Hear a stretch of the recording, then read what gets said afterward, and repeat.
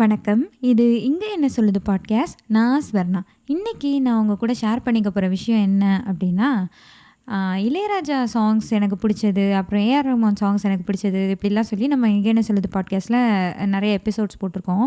So நம்ம எல்லாருக்குமே நெறைய சாங்ஸ், நெறைய மியூசிக் டைரக்டர்ஸோட சாங் வந்து ஃபேவரைட்டா இருக்கும். ஆனா எனக்கு வந்து எப்பயுமே இளையராஜாவோட மியூசிக் வந்து ஏதோ சம்திங் ஸ்பெஷலா எப்பயுமே ஃபீல் ஆகும். ஐ திங்க் என்ன மாதிரியே நெறைய பேருக்கு ஃபீல் ஆகும்னு நெனைக்கிறேன். ஸோ அது ஏன் அப்படின்னு எனக்கு தோன்ற சில விஷயங்கள தான் நான் இன்னைக்கு உங்க கூட ஷேர் பண்ணிக்க போறேன். ஸோ இதில வந்து நான் நோட் பண்ணி பார்த்தப்போ, இளையராஜா சாங்ஸில ஒரு ட்ரெண்ட் இருக்கும். எனக்கு ஆக்சுவலி எக்ஸாக்ட்டா தெரியல. அதுக்கு முன்னவே இந்த மாதிரி இருக்கா? அல்லது இளையராஜா தான் இத கிரியேட் பண்ணாரான்னு தெரில. லைக் ஒரு சாங்கு அது வந்து ஹாப்பியான மூமெண்ட் அல்லது ஒரு நார்மலான சிச்சுவேஷன்ல ஒரு தடவ படத்துல வந்திருக்கும். அண்ட் அதே சாங்கு லேட்டரா சோகமாகவோ, இல்ல ஒரு நெகிழ்ச்சியான தருணத்திலயோ மறுபடியும் வரும். இந்த மாதிரி அந்த பழைய படங்கள்லலாம் பார்த்தீங்கன்னா, நெறைய இளையராஜா சாங்ஸ்ல இந்த மாதிரி ஒரு ட்ரெண்ட் இருக்கும். லைக் அது பேத்தாஸ் சாங்குன்னு சொல்லுவாங்கன்னு நெனைக்கிறேன். ஒரே இது சந்தோஷமாவோ அல்லது ஒரு நார்மலாவோ இருக்கும். இன்னொரு சேடாவோ அல்லது ஒரு நெகிழ்ச்சியாவோ இருக்கும்.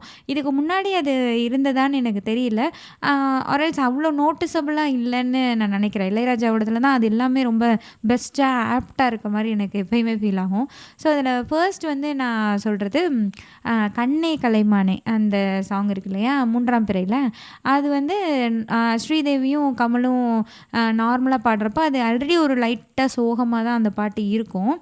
ஆனா வந்து அப்போ எப்படி இருக்கும்னா, ஒரு தாலாட்டு ஃபீல் குடுக்கும். ஸ்ரீதேவி அவரு மடியில படுக்க போட்டு தட்டி குடுத்துட்டுலாம் இருப்பாரு. அது ஒரு மாரி நமக்கே அது கேட்கையில தூங்குறக்கு முன்னெல்லாம் நீங்க கேட்டிங்கன்னா, ஒரு மாரி மெஸ்மரைசிங்கா இருக்கும். ரொம்ப ஒரு மாரி ஃபீல் குட்டா இருக்கும். இன்கேஸ் நீங்க சோகமா இருந்தா, அது சோகமாவே இருக்கும் அந்த பாட்டு. அந்த மாரிலாம் இருக்கும். இதே பாட்டு அப்படியே நீங்க கிளைமேக்ஸ்ல வந்து பார்த்தீங்கன்னா, ஸ்ரீதேவி வந்து கமல யாருன்னு தெரியாதுன்னு சொல்லிட்டு போயிருவாங்க. இவரு சூப்பரா நடிச்சிருப்பாரு கமல். லைக் விஜின்னு அழுகிறதாகட்டும், அதெல்லாம் ரொம்ப நல்லாயிருக்கும். அதையும் தாண்டி அந்த பாலு மகேந்திராவோட ஷாட் அதெல்லாம் அப்படியே அந்த ட்ரெயின் போயிரும். ஸ்ரீதேவி அதில போயிருவாங்க. அந்த ரயில்வே ட்ராக்குக்கு பக்கத்தில அந்த பிளாட்ஃபார்ம்ல அப்படியே உருண்டு பெரண்டு சேரோட, அழுகையோட, அந்த மழையோட நடந்து போவாரு கமல். பார்க்கவே ஒரு மாரி இருக்கும். கரெக்ட்டா அந்த அந்த இத அந்த ஃப்ரேம காட்டி அப்பதான் இளையராஜா வருவாரு. "காதல் கொண்டேன் கனவினை வளர்த்தேன்" அப்படி வரையில நமக்கு அப்படியே என்ன சொல்ல, ஒரு மாரி அழுகையே வந்துரும். அந்த மாதிரி இருக்கும். லைக் என்ன சொல்ல, நான் வந்து இத ஏதோ ஹாப்பியான பாட்டு மாரி பாடுறேன். ஆனா ஏசுதாஸோட வாய்ஸ்ல நீங்க அந்த பாட்ட கேட்குறப்போ, அவ்ளோ ஒரு ஃபீலிங்கோட அது இருக்கும். லைக் இன்னொன்னு நான் என்ன சொல்லணும்னு நெனைக்கிறேன்னா, இந்த இடத்துல அ நீங்க இந்த மாரி பழைய படத்தெல்லாம், இந்த படம் வந்து ஐ திங்க் 80ஸ்ல வந்த படம்னு நெனைக்கிறேன். அதெல்லாம் நீங்க இப்ப பார்க்குறீங்கன்னா, இப்ப இருக்கிறதோட வச்சு நீங்க பார்க்க முடியாது. அது இது என்ன ஊருக்கு போய் அவட்ட சொல்லியிருந்தா போச்சு. அந்த மாரிலாம் நீங்க பார்த்தீங்கன்னா, அதோட ஃபீலையே நம்மளால புரிஞ்சுக்க முடியாது. லைக் அந்த காலகட்டத்தோட படம். அந்த காலகட்டத்தோடயே தான் நம்ம அத பார்த்தா தான் நமக்கு அத லைக் அண்டர்ஸ்டாண்ட் பண்ணிக்க முடியும்னு நான் நெனைக்கிறேன். அதாவது ரொம்ப யோசிக்காம. நான் மோஸ்ட்லி இந்த மாரி படங்கள்லாம் கேடிவில தான் பார்த்துருக்கேன். நான் ரொம்பலாம் யோசிக்க மாட்டேன். இப்பலாம் நம்ம சொல்றோம்ல, குறியீடு வச்சிருக்காங்க. அது இருக்கு, இது இருக்கு. படம் வந்து கொஞ்சம் ஸ்லோவா இருக்கு. படம் இன்னும் கொஞ்சம் ஃபாஸ்ட்டா இருந்திருக்கலாம். அதெல்லாம் எனக்கு ஒண்ணுமே தெரியாது. கேடிவில போடுவான். நடுவுல விளம்பரம் போடுவான். அதோட சேர்த்து தான் நான் பார்த்துருக்கேன். எங்க அம்மா சொல்லுவாங்க, "இந்த படம் நல்லாயிருக்கும்" அப்படி சொன்னாங்கன்னா, நானும் எங்க அம்மாவும் சேர்ந்து உட்காந்து நெறைய படம் பார்த்துருக்கோம். இந்த மாரி தான் லைக் இந்த மாரி பார்க்குறதே இப்போ போயிருச்சுன்னு நெனைக்கிறேன். இந்த மாரி பார்க்குறதுல ஒரு மாரி ஒரு நல்லாயிருக்கும். "ஏய் நல்லா இருக்கே!" அப்படின்ற மாதிரி இருக்கும். ஸோ அப்படிதான் நான் இந்த படங்கள்லாம் பார்த்தேன். ஸோ கம்மிங் பேக் டு கண்ணே கலைமணி. அதில வந்து என்னென்னா, நீங்க கமலோட ஆக்டிங் அவ்ளோ சூப்பரா இருக்கும். பாலு மகேந்திரா வந்து இந்த ஷார்ட்ஸுக்கே அந்த மாரி ஒரு சினிமாட்டோகிராஃபர் தானே. ஸோ அதுக்கெல்லாம் ரொம்ப கரெக்ட்டா வைக்கக்கூடிய ஒரு டைரக்டர் அவரு. அவ்ளோ அழகா இருக்கும்னு அதுக்கெல்லாம் ரொம்ப பெயர் போன ஒருத்தர். இது எல்லாத்தையும் தாண்டி ஒரு மியூசிக் வந்து உங்கள அந்த ஃபீல பயங்கரமா கடத்தும். அந்த உணர்வுகள வந்து இவங்க 2 பேரையும் தாண்டி அந்த உணர்வுகள வந்து உங்களுக்கு அந்த மியூசிக் கடத்துற மாரி எனக்கு நெறைய நேரத்தில ஃபீல் ஆயிருக்கு. அதுக்கப்புறம் ஒரு படம் சொல்லணும்னா, சிந்து பைரவி. சிந்து பைரவி வந்து எல்லா பாட்டுமே ஆக்சுவலி சூப்பரா இருக்கும்.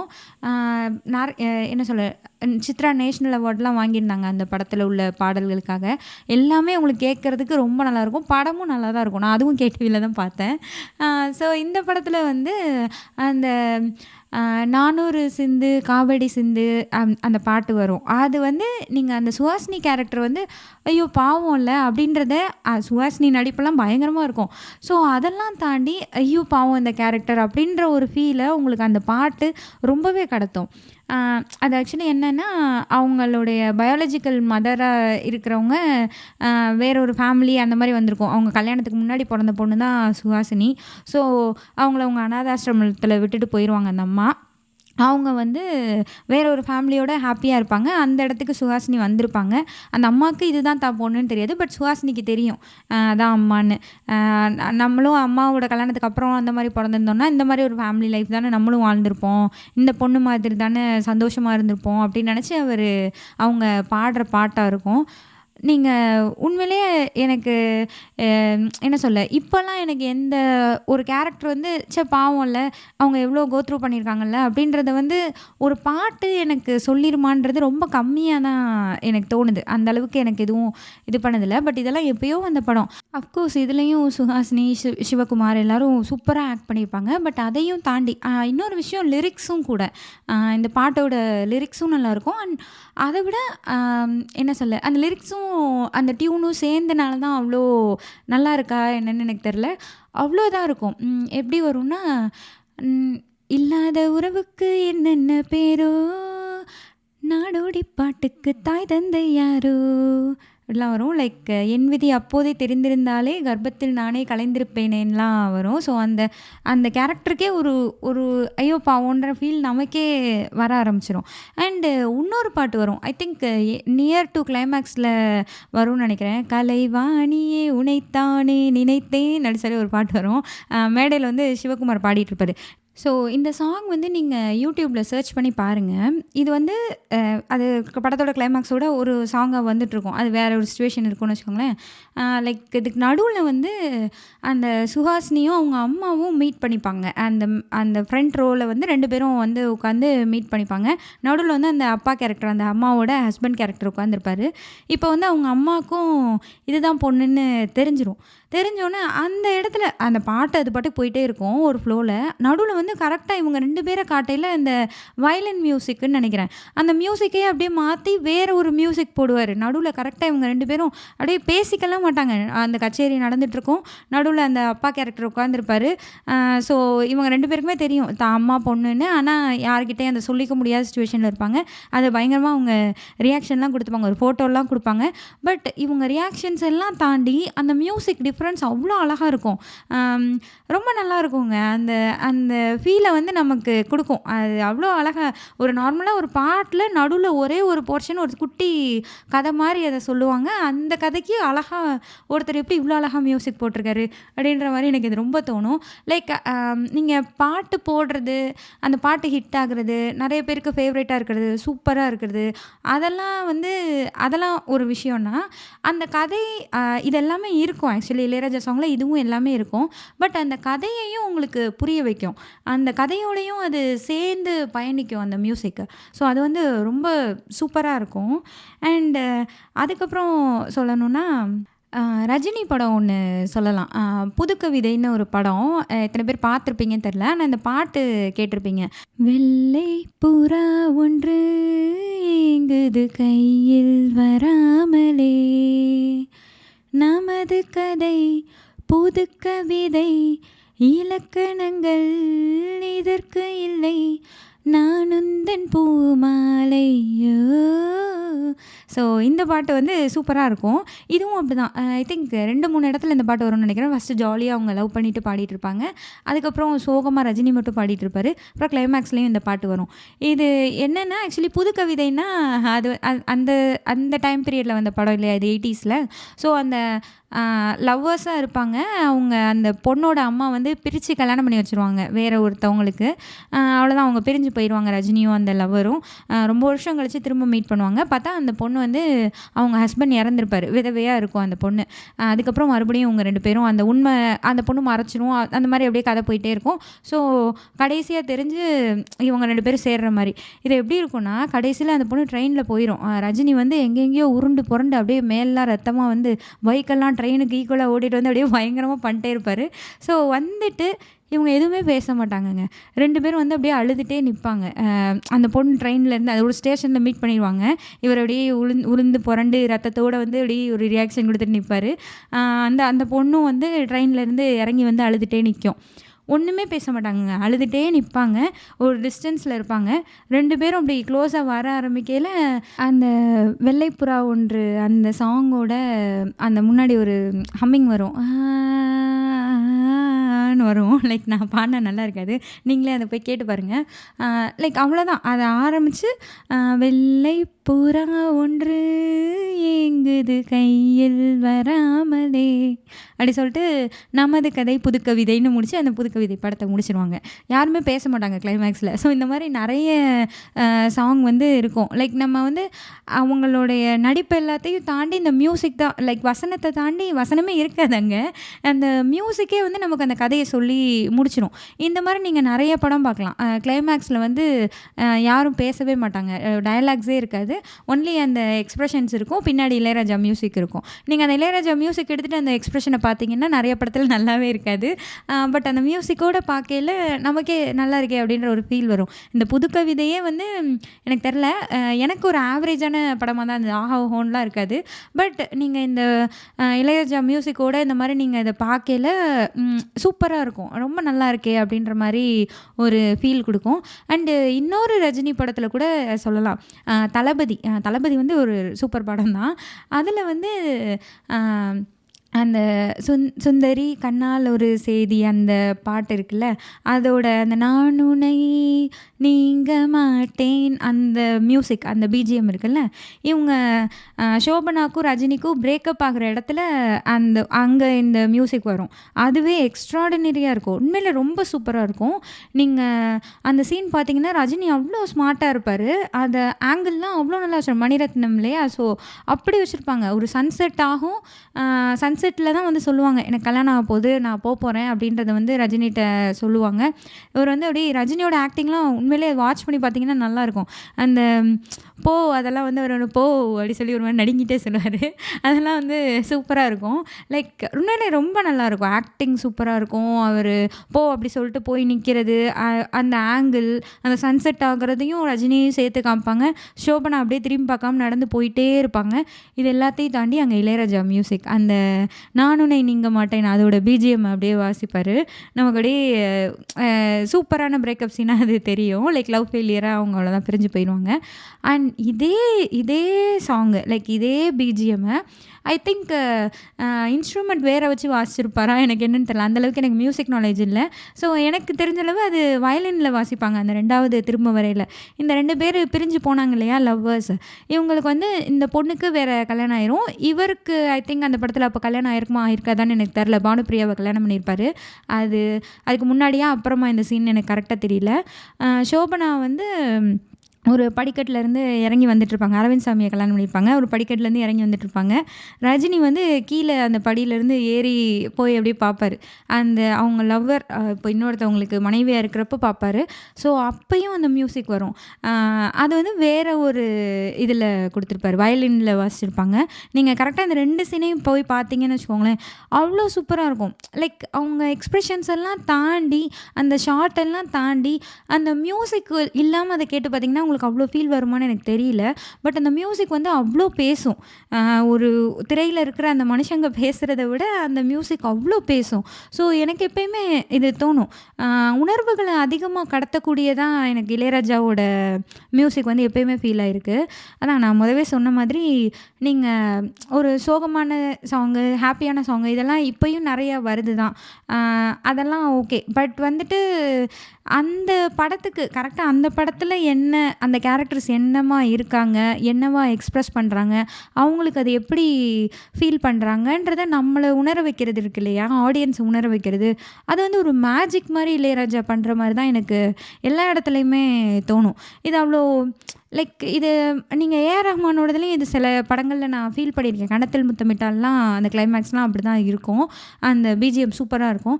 பட் இளையராஜா மியூசிக் பண்ண மோஸ்ட் ஆஃப் த ஃபிலிம்ஸ் அது வந்து சூப்பரான படமாக இருக்கட்டும், இல்லை ரொம்ப ஆவரேஜான படமாக இருக்கட்டும், இது வந்து எக்ஸாக்டாக நம்மளுக்கு அதை கொண்டு வரும். பாட்டாக இருக்கட்டும், அந்த பிஜிஎம்மாக இருக்கட்டும், ரெண்டுமே வந்து உணர்வுகளை பயங்கரமாக கடத்தக்கூடியதாக தான் இருக்கும். அண்ட் அடுத்த ஒரு படம் சொல்லணும் அப்படின்னா, ராதிகாவும் சிவகுமாரும் வருவாங்க. தென்பாண்டி தமிழே என் சிங்கார குயிலே இசை பாடும் ஒரு காவியம் இது ரவிவர்மாவின் ஓவியம். ஸோ இந்த சாங் இருக்கு இல்லையா, இதுவும் அப்படி தான். ஃபஸ்ட்டு வந்து ஒரு தடவை வரும், கிளைமேக்ஸில் வந்து வரும். இந்த படம் வந்து ஆக்சுவலி ரொம்ப நல்லாயிருக்கும். எனக்கு ரொம்ப பிடிக்கும் இந்த படம். நான் கேடிவியில் தான் இந்த படமும் பார்த்துருக்கேன். ரொம்ப நல்லாயிருக்கும். இது வந்து ஃபஸ்ட்டு ஜாலியாக 2 ஃபேமிலி இருப்பாங்க. சிவகுமார், லக்ஷ்மி, ராதிகா, மோகன் இருப்பாங்க. எல்லாம் அப்படியே ஜாலியாக இருப்பாங்க. மோகன் வந்து இறந்து போயிடுவார். லைக் இதை வந்து சிவகுமார் தான் கொன்னுட்டாரு. ராதிகாவும் சிவகுமாரும் அண்ணன் தங்கச்சியாக இருப்பாங்க. ஸோ அண்ணன் தான் தன்னோட ஹஸ்பண்டை கொன்னுட்டாருன்ற மாதிரி ஒரு சுச்சுவேஷனில் 2 பேரும் அப்படியே எதிராக இருப்பாங்க. அந்த படம் முடியலை. சிவகுமார்லாம் பயங்கரமாக நடிப்பாருங்க. சூர்யா மாதிரியே நிறைய இடத்துல ஓவர் ஆக்ட் பண்ணுற மாதிரி தான் இருக்கும். பட் சூப்பராக இருக்கும். அந்த ஒரு கோட் சீன் வரும். மோகனை வந்து சிவகுமார் கொல்லலை அப்படின்னு சொல்லி வந்தோடனே அங்கே வந்து ரொம்ப பயங்கரமாக எக்ஸ்ப்ரெசிவாக நடிச்சிருப்பார் சிவகுமார். வந்து நான் உன் ஹஸ்பண்டை கொல்லலை அப்படிங்கிறதெல்லாம் அப்படியே ஒரு மாதிரி நடுங்கிற குரலோடு ஒரு மாதிரி இது பண்ணியிருப்பார். அங்கே வந்து மறுபடியும் அந்த சாங்கோட அந்த ஸ்லோ வேர்ஷன் வருங்க. நான் வந்து இன்னமும் அதை வந்து இதை நீங்கள் மேபி இப்போ இருக்கிற ஜென்ரேஷன்லாம் பார்த்தா அந்தளவுக்கு இது ரொம்ப ஃபன்னியாக இருக்கலாம் ப்ராபப்ளி. பட் நீங்கள் எதையுமே யோசிக்காமல் பார்க்கணுன்னு நான் நினைக்கிறேன். எனக்கு ஒரு படம் பார்க்கல நான் ரொம்ப மைண்டுக்குள்ளே நான் பெரிய அறிவாளின்னு யோசிச்சுட்டு நம்ம படம் பார்த்தோம்னா அந்த படம் நமக்கு ஒரு ஹாப்பினஸ்ஸையே தராதுன்னு தான் நான் நினைக்கிறேன். ஸோ அந்த மாதிரி நீங்கள் நார்மலாக கேடிவியில் ஒரு ஈவினிங்கில் உட்காந்து பார்த்தீங்கன்னா இந்த படத்தோட கிளைமேக்ஸ் ஒரு ஃபீலிங்காக தான் இருக்கும். அண்ட் அந்த மியூசிக் வரப்போ ரொம்ப எனக்குலாம் அழுக வந்துடும். அந்த மாதிரி ஒரு மியூசிக்காக இருக்கும். அவங்க 2 பேரோட ஆக்டிங்கையும் தாண்டி அந்த மியூசிக் வந்து அங்கே அவ்வளோ எமோஷ்னலாக இருக்கும். அண்டு அதுக்கப்புறம் சொல்லணுன்னா ஒரு படம் பெஸ்ட் எக்ஸாம்பிள் சொல்லணுன்னா மேற்கு தொடர்ச்சி மலை நீங்கள் பார்த்தீங்கன்னா அந்த படத்தோட ஸ்டார்டிங் வந்து ஒருத்தர் அப்படியே கிளம்பி போயிட்டுருப்பார். அப்படியே ஒருத்தரோட நம்ம ட்ராவல் பண்ணுற மாதிரி தான் அந்த படம் ஸ்டார்ட் ஆகும். ஸோ எப்படின்னா ஒரு 2 பேர் ஐ திங்க் அந்த கழுதையை ஓட்டுறவரும் இன்னொருத்தவரும் பேசிக்கிட்டே அந்த மலை மேலே ஏறுவாங்க. நான் வந்து ரொம்ப காலமாக இப்படி தான் ஏறிட்டுருக்கேன் இந்த மாதிரி அப்படி சொல்லி எப்படின்றத இந்த மலை வாழ்க்கை எப்படி இருக்கும், அந்த மலையில் ஏறுறது இந்த வாழ்க்கை எப்படி இருக்குன்றத அவங்க டயலாக்ஸில் பேசிகிட்டே வருவாங்க. அப்படியே யதார்த்தமாக பேசிகிட்டே வருவாங்க. அப்படியே அவங்க ஏறுவாங்க. இது எவ்வளோ கஷ்டமாக இருக்குது, இதில் என்னெல்லாம் இருக்குன்ற மாதிரி ஒரு சின்ன ஒரு ஹிண்ட் மாதிரி நமக்கு கொடுப்பாங்க. இந்த இடத்துல ஒரு மியூசிக் வரும், இளையராஜாவோட பிஜிஎம் வரும். அப்படியே அந்த பிஜிஎம்மோடையே அந்த மலையை ஃபுல்லாக காட்டிட்டு அந்த இடத்துல தான் மேற்கு தொடர்ச்சி மலைன்னு போடுவாங்க. ஸோ இது வந்து ஃபர்ஸ்ட் சீன் படம் போடுறதப்போ லைக் டைட்டில் போடுறப்போ வர பிஜிஎம். அந்த பிஜிஎம் நோட் பண்ணி பாருங்கள். அதுக்கப்புறம் கடைசி வந்துடுங்க. படத்தோட கடைசியில் அந்த ஹீரோ வந்து வயசானவராகிட்டு ஜெயிலுக்கெல்லாம் போயிட்டு வந்து ஒரு காரில் வாட்ச்மேன் ட்ரெஸ் போட்டுட்டு ஒரு கார்லேருந்து இறங்கி நடந்து போவார். இவர் எங்கே போவாருன்னு நமக்கு தெரியவே தெரியாது. அந்த கார்லேருந்து அவர் இறங்கி நடக்கிறதுலேருந்து அந்த பிஜிஎம் நோட் பண்ணி பாருங்கள். லைக் இறங்கி நடந்து போய் ஒரு ஒரு பொட்டல் காடு மாதிரி இருக்கும், ஒன்றுமே இருக்காது. அந்த இடத்துல உட்காந்துருப்பாரு, ஒரு ஸ்டூலில் போட்டு உட்காந்துருப்பாரு. இங்கே என்ன உட்காந்துருக்காருன்னு பார்த்தா அவர் தலையை தான் க்ளோஸாக காட்டுவாங்க. அப்படியே கேமரா பின்னாடி போயிட்டே இருக்கும். அது பேர் என்ன, ட்ரோன் ஷாட்டா ஏரியல் வியூவா அதெல்லாம் எனக்கு தெரில. பட் அப்படியே அவரோட தலையை க்ளோஸ் வச்சு அதுக்கப்புறம் அப்படியே பின்னாடி போய் மொத்தமாக என்னன்றதை காட்டிகிட்டே இருப்பாங்க. அந்த அவரோட நிலத்துலையே அவர் வந்து விண்டுமில் போட்டிருப்பாங்க. அந்த இடத்துக்கு காவலுக்கு அவர் உட்காந்துருப்பார். பார்த்தா ஃபுல் வியூ காட்டையில் ஃபஸ்ட்டு வந்து ஒரு மலையை காட்டியிருப்பாங்க. 2வது வந்து கிளைமேக்ஸில் வந்து அந்த மலை ஒரு ஓரத்தில் இருக்கும். ஃபுல் அண்ட் ஃபுல் அந்த இடம் ஃபுல்லாக விண்டுமில்ல போட்டு ஆளுக்கு அங்கே அவர் வந்து நடுவில் காவலுக்கு உட்காந்துருக்க மாதிரி முடிச்சிருப்பாங்க. இது வந்து பிஜிஎம் 2வது நான் சொல்கிறேன். இது வந்து ஒரு டைரக்டர் அதாவது ரைட்டர், அதுக்கப்புறம் இப்படி ஒரு சீன் இப்படி ஆரம்பித்து இப்படி முடிக்கணும்னு எழுதின ரைட்டர், இதை இந்த மாதிரி காட்டணும் அப்படின்னு சொல்லி எடுத்த கேமராமேன், இவங்க எல்லாரையுமே தாண்டி இதெல்லாமே உண்மையிலே பெஸ்ட்டு தாட்டு. சூப்பராக இருக்கும் இதை நோட் பண்ணி பார்க்கல. அண்டு இது எல்லாத்தையும் தாண்டி இளையராஜாவோட பிஜிஎம்மில் அந்த 2 இடத்துலயும் அந்த டிஃப்ரென்ஸை பார்த்தீங்கன்னா, அவ்ளோ மேஜிக்கலா இருக்குங்க. லைக் ஆரம்பத்தில வந்து அந்த மலைக்குள்ள நம்மள கூட்டு போற மாதிரி ஒரு ஃபீல்ல கூட்டு போவாரு. அண்ட் முடியேல வந்து பயங்கர ஒரு என்ன சொல்ல, ஒரு கனத்த இதயத்தோட நம்ம தியேட்டர விட்டு வெளில வர மாரி இருக்கும். இந்த இது முடிஞ்சு அந்த இளையராஜா பிஜிஎம்மோட லாஸ்ட்ல ஒரு லெட்டர்ஸ் வரும். உலகெங்கும் குறுக்கும் நெடுக்குமாக விரவிக் கிடக்கும் நிலமற்ற உழைக்கும் மக்களுக்கு இத்திரைப்படம் சமர்ப்பணம்னு போட்டிருப்பாரு. ஸோ அந்த டைரக்டர் போட்டிருப்பாரு. பின்னாடி இளையராஜா மியூசிக் வரும். சரி, இவ்வளோ பெஸ்ட்டாக ஒரு படத்தை நீங்கள் நடு படத்தையே தூக்கிடுங்க, எல்லாத்தையும் விட்டுருங்க. இந்த ஸ்டார்டிங் மேற்கு தொடர்ச்சி மலைன்னு போடுறதுக்கு முன்னாடி வரையும் இருக்க சீனும், இவர் கார்லேருந்து இறங்கி இந்த மாதிரி வந்து எண்டு கார்டு போடுற சீன், இது மட்டுமே இருந்தாலே இது ஒரு பெஸ்ட் படம். இதுவே கதை சொல்லிடுது. லைக் இதோட ரைட்டர், டைரக்டர், அப்புறம் கேமராமேன் எல்லாரையும் தாண்டி இந்த மியூசிக் ஒரு விஷயத்தை நமக்கு புரிய வைக்கிது இல்லையா? அந்த மியூசிக் ஒரு கதையை நமக்கு சொல்லுது இல்லையா? நம்மள ஃபீல் பண்ண வைக்கிது இல்லையா?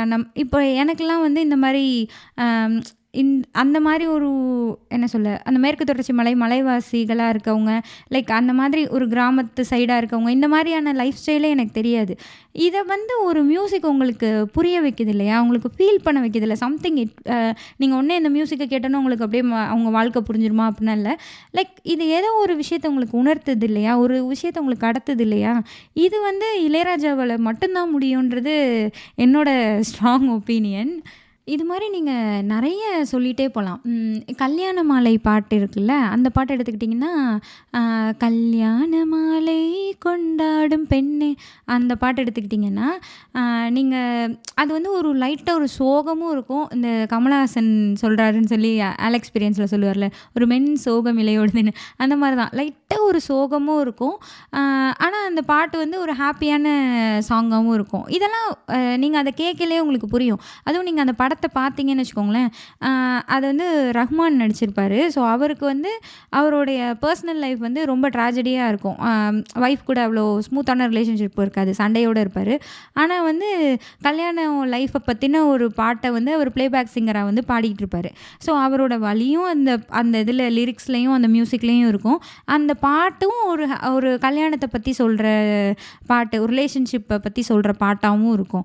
ஸோ 2 விதமாக ஒரே பாட்டை ஆக்ட் பண்ணியிருக்கோம். இதெல்லாம் ஒரு மேஜிக் மாதிரி தான் எனக்கு எப்பயுமே ஃபீல் ஆகும். நீங்கள் ஜஸ்ட்டு கேட்குறப்போ அதை வந்து நீங்கள் 2 விதமாகவும் எடுத்துக்கலாம். உங்கள் மேரேஜ் லைஃப் ஹாப்பியாக இருக்குன்னா நீங்கள் அந்த பாட்டு கேட்கல எவ்வளோ ஹாப்பியாக இருக்குது அப்படின்ற மாதிரியும் ஃபீல் பண்ணிக்கலாம். இதே அது அப்படி இல்லை, ஒரே சண்டை சச்சரவாக இருக்குன்னா அந்த பாட்டை கேட்டால் உங்களுக்கு சோகமாக இருக்கும். ஒரே சாங் எப்படி இப்படி 2 ஃபீலை உங்களுக்கு கொடுக்க முடியுன்றதெல்லாம் எனக்கு தெரில. ஸோ அவ்வளோ சூப்பராக இருந்தது. அண்டு இன்னொரு பாட்டு எடுத்துக்கிட்டால் இந்த செண்பகமே பாட்டு இருக்குல்ல, நிறைய அது ட்ராலெலாம் ஆகி நிறைய சந்தானம்லாம் ஒரு படத்தில் ஓட்டியிருப்பார். அந்த மாதிரி நிறைய படத்தில் இந்த பாட்டை வந்து கிண்டல் பண்ணியிருப்பாங்க. ஆனால் அந்த படம் அந்த படத்தில் இந்த பாட்டு 3 தடவை வரும்னு நினைக்கிறேன். ஹீரோ ஒரு தடவை பாடுவார், ஹீரோயின் ஒரு தடவை பாடுவாங்க, அந்த ஹீரோயின் செத்து போயிடுவாங்க. அதுக்கப்புறம் அவர் வேற ஒருத்தவங்களை கல்யாணம் பண்ணிடுவார், ரேகா வருவாங்கன்னு நினைக்கிறேன். அவங்கள கல்யாணம் பண்ணிடுவார், அவங்க ஒரு தடவை பாடுவாங்க. எல்லா இடத்துலையுமே 3 பேரும் வேறு வேறு சிங்கரை பாட வச்சுருப்பாரு. ஒவ்வொரு இடத்துல ஒவ்வொரு ஃபீல் கொடுக்கும். நீங்கள் அந்த படத்தை பார்க்குறப்போ அந்த படமும் நல்லா தான் இருக்கும், நான் பார்த்துருக்கேன். ஸோ அந்த என்ன சொல்ல, அந்த எமோஷன்ஸை ஒருத்தவங்க லவ் பண்ணையில் அந்த பாட்டு பாடுறது, அது என்ன, உன் பாதம் போகும் பாத நானும் போக வந்தேனே, உண்மையில ஆசைப்பட்டு காத்து காத்து நின்னேனே. ஸோ இதெல்லாம் வந்து 3 பேருமே பாடுவாங்க. 3 பேர் பாடையிலையும் அந்த எமோஷன்ஸ் மாறும், அந்த படத்தோட சிச்சுவேஷன் மாறும். ஃபஸ்ட்டு வந்து அந்த ஹீரோ பாடிட்டு இருப்பார். அதுக்கப்புறம் அந்த ஹீரோயின் அந்த ஹீரோவை லவ் பண்ணி அவங்க ஹீரோ இல்லாதப்போ அந்த ஹீரோவை நினச்சி அவங்க பாட்டுக்கு அது பாடிட்டுருக்கோம். ஸோ அவங்க இறந்து போனதுக்கப்புறமா இவர் கல்யாணம் பண்ணிடுவார். பட் அந்த லைஃப் அவரால் வாழ முடியாது, அந்த பொண்ணையே நினச்சிட்ருப்பார். அந்த பொண்ணும் இதை பாடும். ஸோ இந்த 3 எமோஷன்ஸையும் உங்களால் கிறிஸ்டல் கிளியராக அந்த வாய்ஸ்லேருந்து, அந்த மியூசிக்லேருந்து, அந்த சிச்சுவேஷன்லேருந்து எல்லாமே உங்களுக்கு டிஃபர் பண்ணி காட்டும் நீங்கள் அந்த படத்தை பார்க்கல. லைக் நான் என்ன சொல்ல வரேன்னா, ஒரு படத்தை நம்மளுக்கு புரிய வைக்கிறதுல அந்த ஸ்க்ரீன் ப்ளே அது எல்லாத்தையும் தாண்டி இளையராஜாவோட மியூசிக் பயங்கரமாக இந்த ஸ்கோர் பண்ணியிருக்கு அப்படின்ற மாதிரி தான் எனக்கு ஃபீல் ஆகும். அண்ட் அதுக்கப்புறம் சொல்லணுன்னா இதே மாதிரி அந்த பூவே பூச்சூடவா அந்த சாங் இருக்கும். அந்த படமே சூப்பராக இருக்கும். அது ஃபாசில் படம் பக்காவாக இருக்கும் அந்த படம்லாம். ஸோ அதுலேயும் இப்படி தான் ஒரே பாட்டு 2 தடவை வரும். அந்த பாட்டி வந்து அந்த பேத்தி வந்தோடனே ஒரு தடவை சந்தோஷமாக இருக்கும். அப்புறம் அந்த பேத்திக்கு ஒரு வியாதி இருக்குதுன்னு தெரிஞ்சோன்னே அப்போ ஒரு இடத்துல அந்த பாட்டு வரும். அந்த டிஃப்ரென்ஸு அந்த இது அதெல்லாமே நமக்கு ரொம்ப நல்லாயிருக்கும். லைக் நம்மளால் அதை ஃபீல் பண்ண முடியும் நிறைய இதில். ரீசெண்டாக ஒரு ஏதோ ஒரு இசை நிகழ்ச்சியில் கூட சீமான் சொல்லியிருப்பார். வருஷம் 16 படத்தை பற்றி சொல்லியிருந்தார், இளையராஜா மியூசிக் பற்றி. இந்த படம் வந்து மலையாளத்தில் ஓடலை, ஆனால் தமிழில் வந்து சூப்பராக ஓடிச்சு. காரணம் இங்கே இளையராஜா இருந்தார் அப்படின்னு. நான் இந்த படத்தை மலையாளத்துலலாம் பார்த்ததில்ல, பட் தமிழில் பார்த்துருக்கேன்.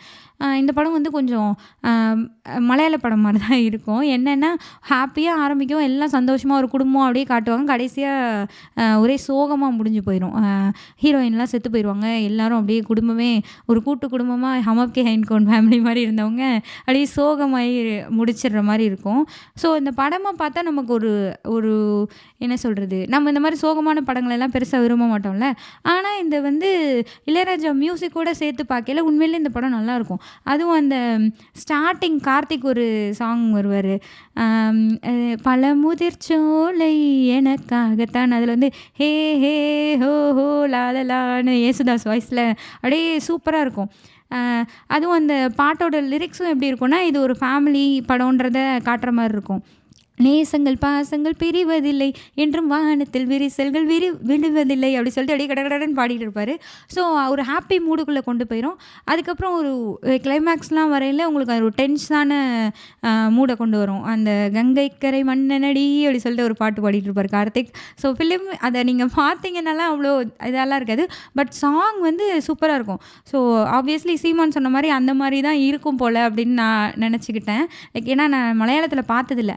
தமிழில் வந்து இளையராஜா மியூசிக்கை தூக்கிட்டிங்கன்னா அந்த படம் ஒரு சோக படமாக தான் எனக்கு தெரியுது. பட் அதோட பார்க்கல நல்லாயிருக்கும், ஒரு ஃபீல் குட் மூவியாக தான் இருக்கும். இந்த மாதிரி நிறைய சொல்லிட்டே போகலாம். மௌனராகம் படம், அதுக்கப்புறம் இந்த பூவே செம்பூவே அந்த பாட்டு, அது எல்லாமே நீங்கள் சொல்லிட்டே போகலாம். ஸோ பேசிக்காக என்னென்னா, நீங்கள் ஒரு படம் பார்க்குறப்போ அந்த படத்தில் வர அந்த நடிகர்களோட நடிப்பு, அதில் வர வசனம், அது எல்லாத்தையும் தாண்டி அவங்க பேசிக்கிறது, அவங்க எக்ஸ்ப்ரெஸ் பண்ணுறது, அந்த கதை எல்லாத்தையும் தாண்டி ஒரு மியூசிக் உங்களுக்கு ஒரு உணர்வை கடத்த முடியுது அப்படின்னா, உங்களுக்கு ஒரு விஷயத்தை அதால் சொல்ல முடியுது அப்படின்னா, அது ஒரு மேஜிக் மாதிரி தான் எனக்கு எப்போயுமே ஃபீல் ஆகுது. நீங்கள் அதாவது தனியாக ஒரு பாட்டு நல்லாயிருக்கும் அந்த மாதிரி பார்க்காம, லைக் இப்போது நான் நிறைய படத்தில் பார்த்துருக்கோம், நமக்கு நிறைய பாட்டெல்லாம் பிடிச்சிருக்கும்.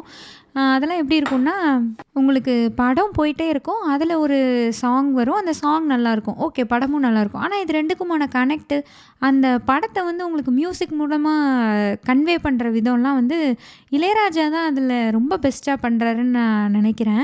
மோஸ்ட்லி நீங்கள் இளையராஜா ஃபாலோ பண்ணுறவங்க எல்லாம் பார்த்தீங்கன்னா, அவர் தான் பெஸ்ட்டு, அவரோட மியூசிக் தான் பெஸ்ட்டுன்ற மாதிரி தான் சொல்லுவாங்க. கிட்டத்தட்ட நான் கூட அந்த மாதிரி தான் பேசுகிறேன். ஸோ ஒரு விஷயம் இருக்குது தான், நீங்கள் ஒரு பர்சனையோ அல்லது ஒரு கலையையோ ஒரு ஆர்ட் ஃபார்மையோ நீங்கள் வந்து விமர்சனத்துக்கு அப்பாற்பட்டதுன்னு தூக்கி வச்சிட்டிங்க அப்படின்னா அந்த இடத்துல க்ரோத்தே இருக்காது. ஸோ நீங்கள் விமர்சிக்கவே கூடாது ஒருத்தரை அப்படின்லாம் சொல்ல முடியாது. I understand it. பட் இதில் மோஸ்ட் ஆஃப் த படம் எல்லாமே ஐ திங்க் மேற்கு தொடர்ச்சி மலை தவிர எல்லா படமுமே நான் மென்ஷன் பண்ண எல்லாமே வந்து நான் பிறக்கிறதுக்கும் முன்னாடி வந்தது. என்னையே அது அந்தளவுக்கு பாதிக்குது, எனக்கே அந்தளவுக்கு அது புரியுது, லைக் என்னாலே அதை ரிலேட் பண்ணிக்க முடியுதுன்னா, அந்த காலகட்டத்திலே வளர்ந்தவங்க, அதுக்கு அந்த படம்லாம் வரப்போ ஒரு யங் ஏஜில் இருந்தவங்க, அதை பார்த்தே வளர்ந்தவங்க, மியூசிக் லைக் பாட்டு கேட்க ஆரம்பிக்கலையே இளையராஜா பாட்டை கேட்டு வளர்ந்தவங்களுக்குலாம் அது எவ்வளோ தூரம் எமோஷ்னல் கனெக்டாக இருந்திருக்கும். ஸோ ஒரு உணர்ச்சிகளை நீங்கள் மியூசிக் மூலயமா ஒருத்தவங்களுக்கு வெளிப்படுத்த முடியுன்றது ஒரு உண்மையிலேயே ஒரு பெரிய மேஜிக்காக தான் எனக்கு தெரியுது. ஸோ அதனால தான் நான் இளையராஜா தான் லைக் அது ஒன் ஆஃப் த ரீசன் இளையராஜாவோட சாங் வந்து ரொம்ப பெஸ்ட்டு, லைக் ஸ்பெஷல் அப்படின்னு சொல்கிறதுக்கு ஒன் ஆஃப் த ரீசனாக எனக்கு தோணுச்சு. இது வந்து எனக்கு எப்படி தோணுச்சுன்னா, ரீசெண்டாக நான் குக் பண்ணுறப்போ தொடர்ந்து இளையராஜா சாங்காக கேட்டுட்டு குக் பண்ணுறப்போ இது எனக்கு தோணுச்சு. லைக் ஒன் ஆஃப் த ரீசனாக எனக்கு இது பட்டுச்சு.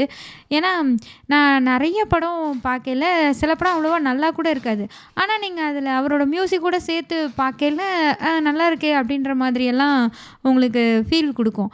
அ ஸோ அதுதான் ஒரு எக்ஸ்ப்ரெசிவான மியூசிக் இருக்கு. நம்மள வந்து அழ வைக்கவும், சிரிக்க வைக்கவும், அந்த படத்தோடயும் சரி, அது இல்லாமலும் சரி ஒரு மியூசிக்கால முடியுது அப்படின்னா, அது உண்மையிலேயே ஒரு மேஜிக் அப்படிதான் நான் சொல்லணும். நான் ரீசென்ட்டா ஒரு புக்கு படிச்சேன். கண் பேசும் வார்த்தைகள்னு நாமத்துக்குமார் எழுதின புக்கு. அவரோட பாடல் வரிகள்லாம் எப்படி உருவாச்சு அப்படின்றத வந்து அவரு சில பாட்ட பத்தி அவரு பேசியிருப்பாரு அந்த புக்ல.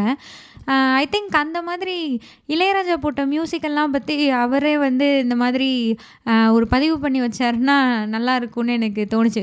லைக் டைரக்டர் எந்த மாரி கேட்டாங்க, அதுக்கு எந்த மாரி இவரு குடுத்தாரு, எப்படி அந்த டியூன் உருவாச்சு அப்படின்றதெல்லாம் பத்தி ஒரு அவருக்கு பெஸ்ட்டுன்னு தோன்ற சில பாடல்கள் பத்தி பகிர்ந்தாருன்னா, ஐ திங்க் அது நெறைய மியூசிக் கான்செர்ட்ல அவரு சொல்றாரு. பட் அத தாண்டி அத ஒரு ரெக்கார்டா, ஒரு புக்கா அந்த மாரிலாம் போட்டாருன்னா, ரொம்பவே ஒரு எக்ஸைட்டிங்கா இருக்கும்னு எனக்கு தோணுச்சு. ஸோ இத தான் இன்னைக்கு நான் உங்க கூட ஷேர் பண்ணிக்கணும்னு நெனச்சேன். இந்த எபிசோட் உங்களுக்கு பிடிச்சிருந்தது அப்படின்னா, நீங்க உங்க ஃப்ரெண்ட்ஸ்க்கு ஷேர் பண்ணுங்க. இங்க என்ன சொல்லுது பாட்காஸ்ட்டுக்கு ஃபாலோ பண்ணுங்க. அதுக்கப்புறம் ரேட்டிங் குடுங்க. இந்த எபிசோட் பத்தின உங்களுடைய கருத்துக்கள எனக்கு Instagramல டிஎம் பண்ணுங்க. உங்களுக்கு இளையராஜா சாங்ஸ் எந்த அளவு பிடிக்கும்? என்ன பாட்டுலாம் பிடிக்கும்? அப்படின்றதெல்லாம் நீங்க கமெண்ட் பண்ணுங்க. நன்றி. வணக்கம்.